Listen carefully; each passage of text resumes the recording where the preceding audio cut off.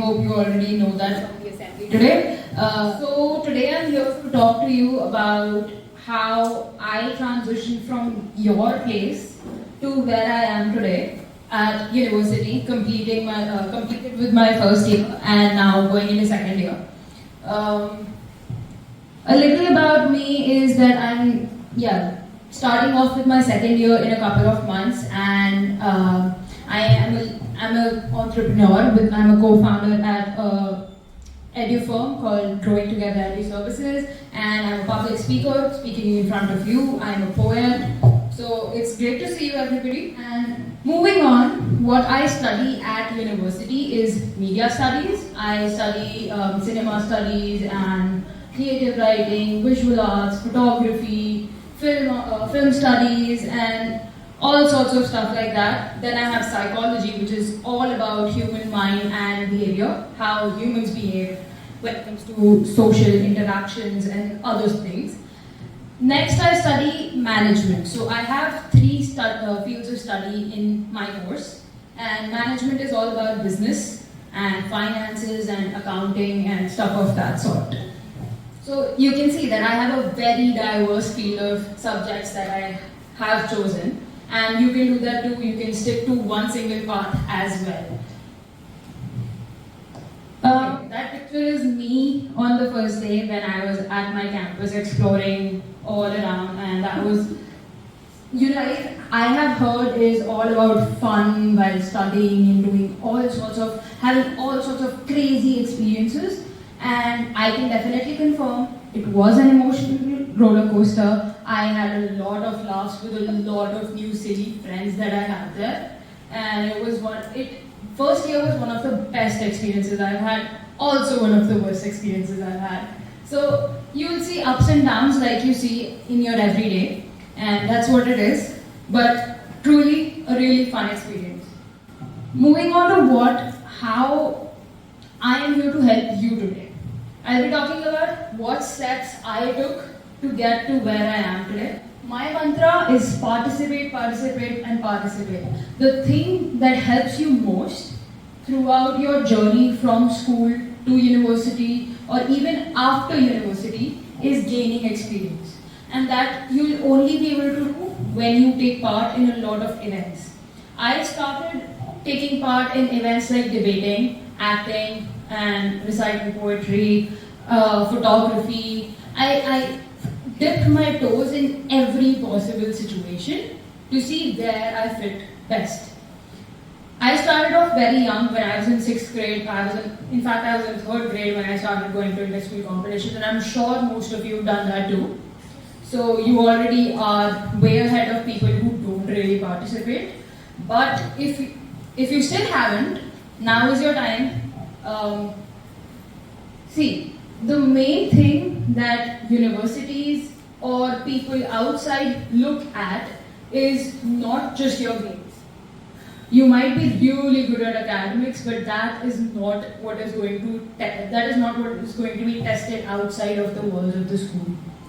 A lot of people are looking for new skills like life skills. You have life skills periods, right? I've been to a couple of your life skills periods where you're talking about resilience and creativity and critical thinking. So those are the skills that the universities and in fact employers, like late in the future of you guys, you're going to be looking at.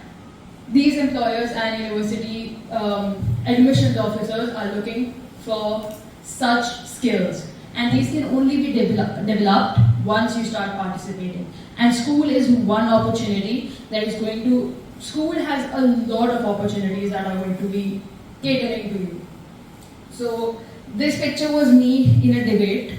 Although I lost this debate, I swear I made such a good best friend out of it, who was the opponent who beat me in this debate. So I don't take that as a failure, but more like a learning lesson. That friend of mine is a junior, and I could see that he taught me so much more. I was able to be resilient, and I was able to go ahead with my debating skills, even though I had lost that one match.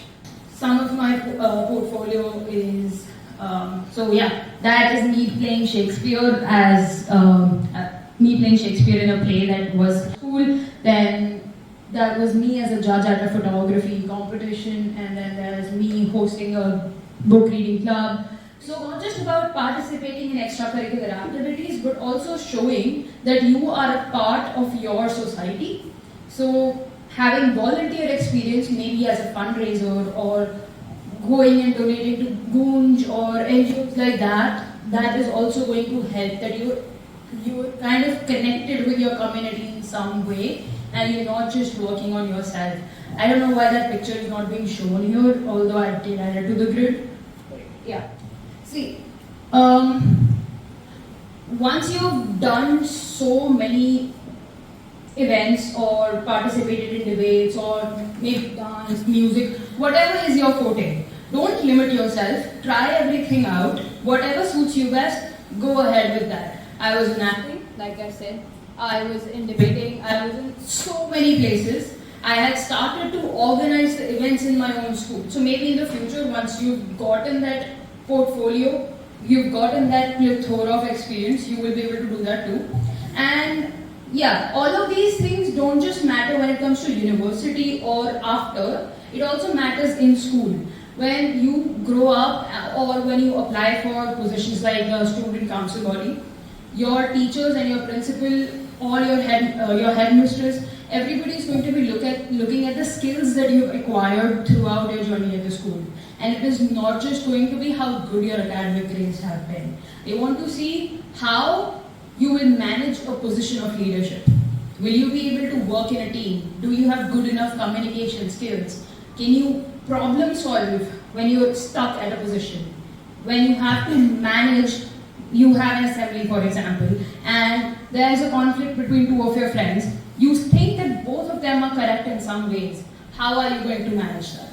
See, all of those skills are what is needed in a position of leadership, and that is what is going to be looked at when it comes to your college applications, your head boy, head girl, or any student profile, or even after later, once you're done with your higher education in the job market. See, so I was the vice head girl and the debate club president in my school after achieving numerous accolades and awards throughout the school journey. And it does not even have to be awards. You don't have to always win. Just participating is enough. Learning from that participation is enough. If you fail, take it as a learning experience and move ahead. I have not won all my participations. I swear, out of 100% of my participations, I maybe have won like 25%. And the rest 75% was just learning experience and steps along the way.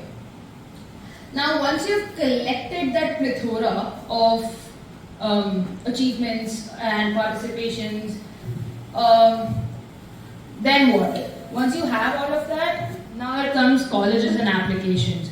See, before you start your college, you have to figure out what path you want to work on. And it is okay if you have no idea right now.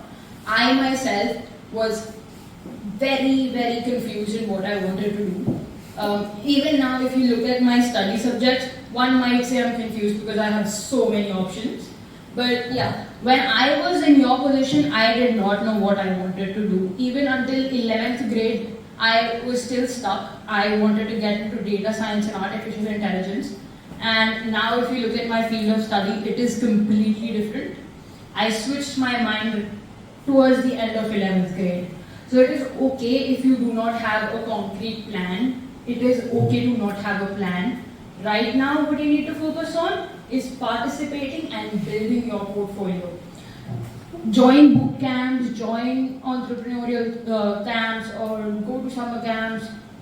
Enjoy all the activities that are there in school. Do assemblies, do competitions. Take part in everything. Whatever you see fit, go ahead. But yeah, that does not mean that you stretch yourself too thin, that you're not able to focus on yourself or any other part of your life. You need to have a proper balance.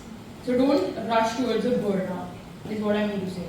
Now, once you have decided though, after later on in life, 6th grade or 7th graders, you have done, what you have to do right now is build your portfolio. Once you have decided what you want to do, is when this comes. So, how to choose your path once you've decided what you want to do? The three F's. First, field of study. What you want to study. My field of study is media studies, psychology, and management. So I have three fields. You can also just have one. You can also have two. You can have many.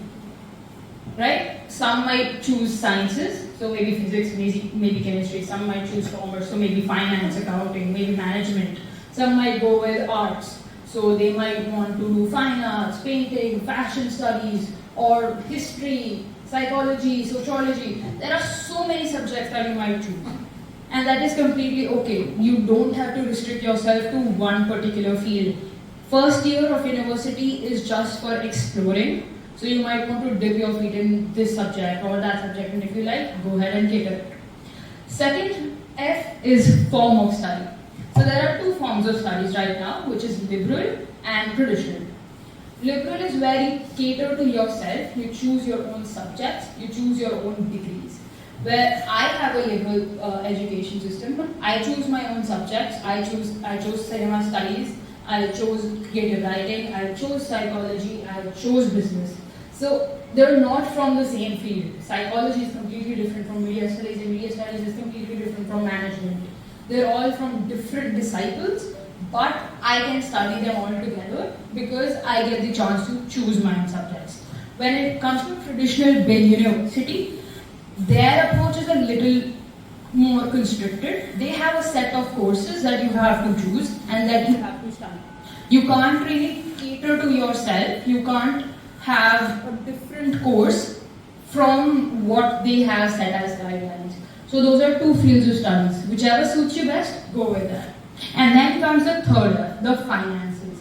The finances have two things to consider. One, how much are you willing to spend for your studies?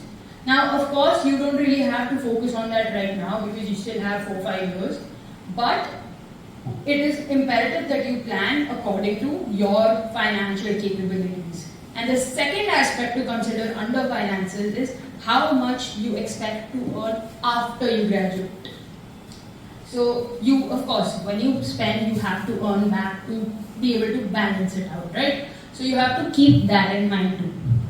Now those are the three main things that you have to consider, but other than that, other 4 courses. Now some people, what they do is they go to university based on rankings. Like, oh my god, IIT is this rank, this is that rank, UBC is that rank.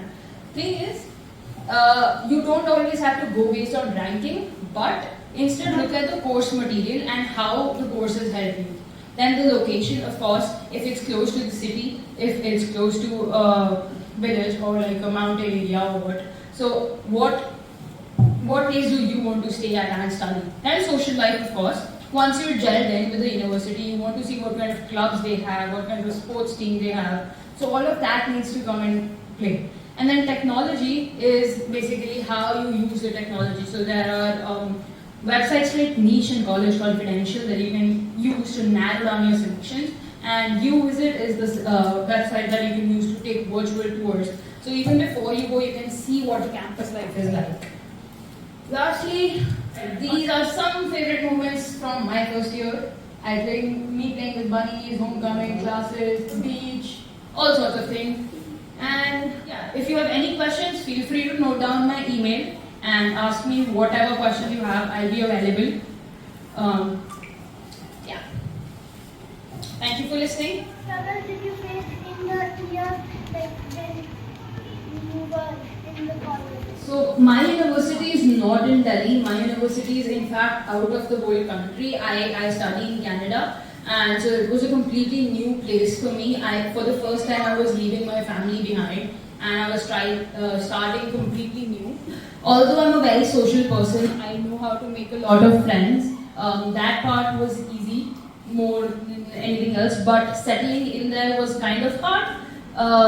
My choices when it comes to, there was a cultural difference, of course, because I was brought up here, so I have been raised in a different culture than people locally raised there. So there was that, but I'm adjusting well. So yeah. What is biopsychology? What is biopsychology? Psychology is basically when you study how the brain or the genes of your body, or basically the DNA plays into like how exactly your DNA and your brain end up affecting your behavior in the social life. Yeah. How are you studying university? Okay, university courses are different from school courses in such a way that the teachers here in school are constantly there to support you. Your university professors will also be there to support you, but not in a way that they'll be always around. Unless you reach out, they won't be there to support you. Here, your teachers make sure to cater to your needs. Every individual is looked after. In university, you have to maintain your own well-being and your academic status. But if you have any issue, your professors are always there for you. Assignments are a little, you have to be very on top of it, and they are a little tricky and they're a little lengthy, but not something that you can't handle. Yeah.